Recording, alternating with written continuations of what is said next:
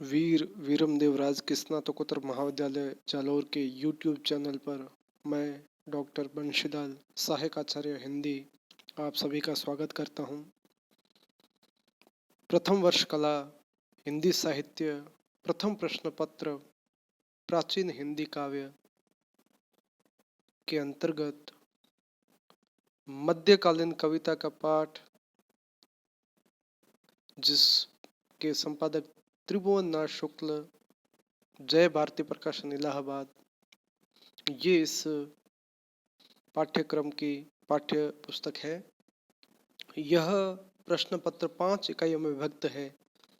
इकाई 1 के अंतर्गत कबीर जायसी, इकाई 2 के अंतर्गत सूरदास तुलसीदास, इकाई 3 बिहारी घनानंद, इकाई 4 चंदबरदाई अमीर खुसरो मीराबाई और इकाई 5 के अंतर्गत रहीम देव भूषण के बारे में हम विस्तार से अध्ययन करेंगे।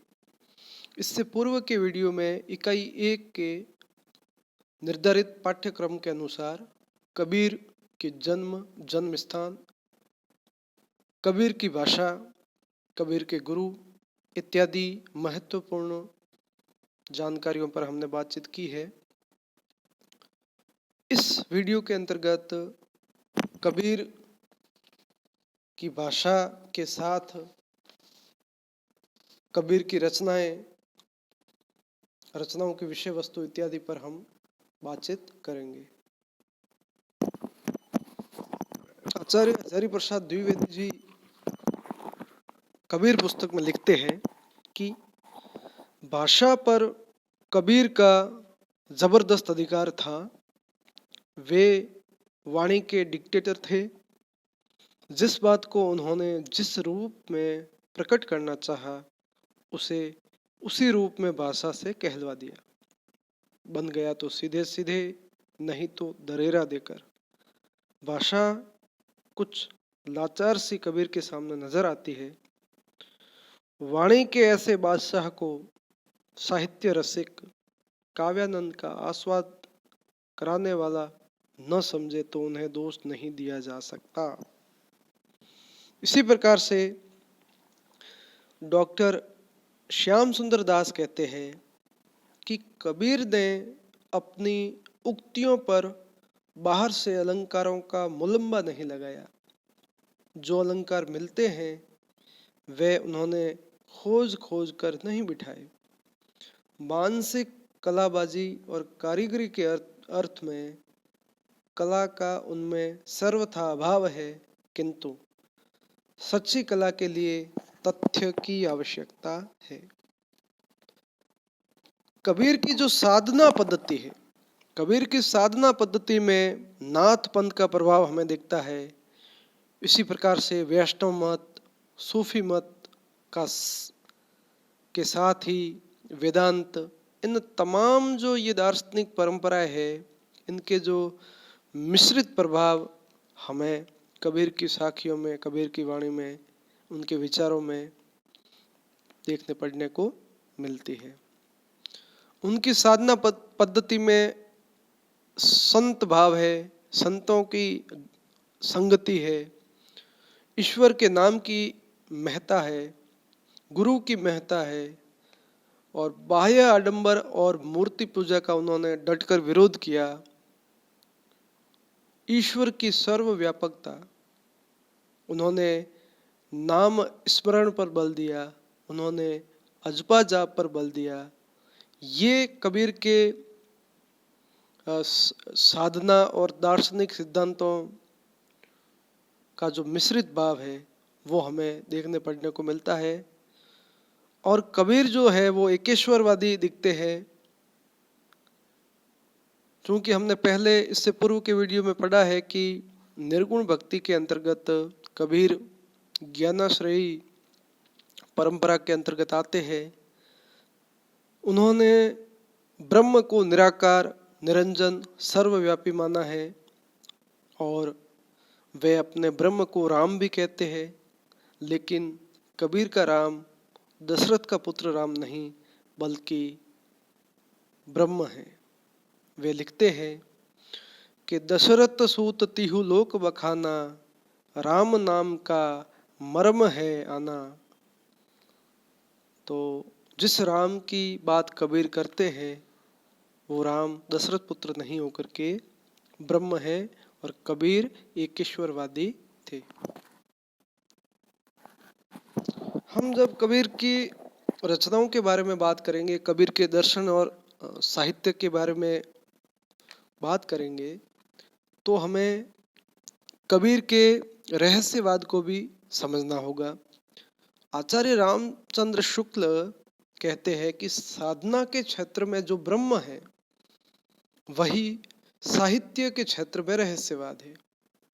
और रहस्यवाद को आलोचकों ने दो कोटियों में माना है, भावात्मक रहस्यवाद और साधनात्मक रहस्यवाद। मोटे तौर पे भावना और साधना की बात है, और कबीर का जो साहित्य है उसमें भावनात्मक रहस्यवाद और साधनात्मक रहस्यवाद दोनों का रूप दिखाई देता है।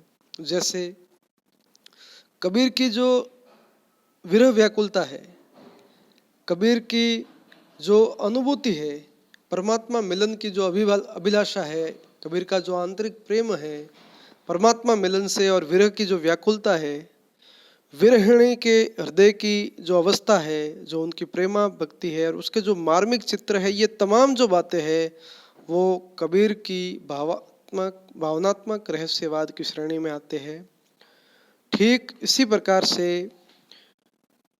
नाथ पंथ व हठ योग की बातें, ईडा, पिंगला, त्रिकुटी, सूर्य चंद्र, ये पारिभाषिक शब्द इनकी साखियों में मिलते हैं।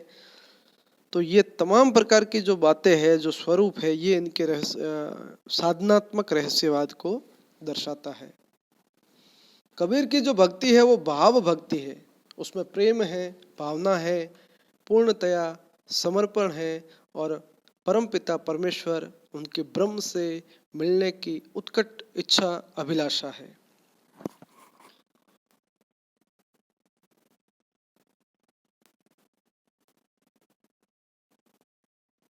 इस प्रकार से हम यह देखते हैं कि रहस्यवाद के साथ साथ कबीर के व्यक्तित्व के बारे में यदि हम बात करें तो कबीर का व्यक्तित्व एक समाज सुधारक के रूप में आता है। कबीर आज भी प्रासंगिक है। वर्तमान परिस्थितियां, विडंबनाएं, विद्रुपताओं को जब हम देखते हैं, महसूस करते हैं, तो कबीर की बातें, कबीर की वाणी और कबीर की वाणी का जो वो अनमोल खजाना है, उनकी जो वो वाणी की जो धरोहर है, जो उनके उपदेश है, वो आज भी निश्चित रूप से प्रासंगिक है। कबीर समाज सुधारक के रूप में देखे जाते हैं। उन्होंने सामंतवाद का खुलकर विरोध किया। वे मुख्य रूप से भक्त थे, लेकिन समाज पर उनका अच्छा प्रभाव था। उन्होंने बाह्य आडंबरों का खुलकर विरोध किया।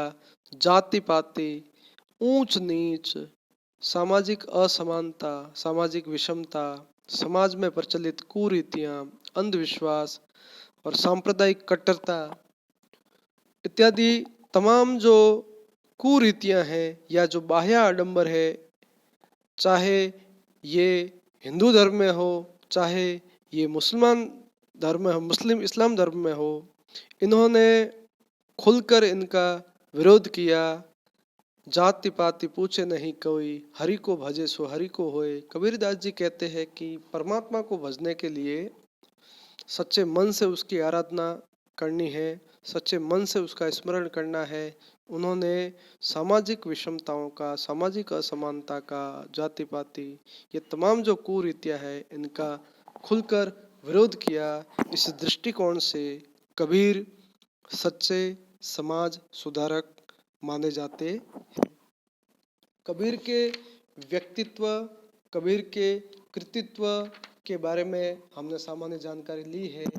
इससे पूर्व की वीडियो में हमने पढ़ा है कि कबीर की रचनाओं के अंतर्गत बीजक, जो इनकी रचनाओं का संग्रह है, साखी, शबद और रमैनी, ये इनकी प्रचलित वाणियों के अंश है। और इनके शिष्यों ने कबीर की वाणी को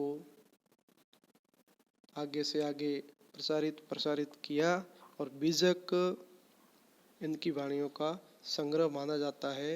अगले वीडियो में हम कबीर की रचनाओं का और पाठ्यक्रम में निर्धारित जो काव्यांश है, जो कबीर की साखियाँ हैं, उसके बारे में विस्तार से चर्चा करेंगे।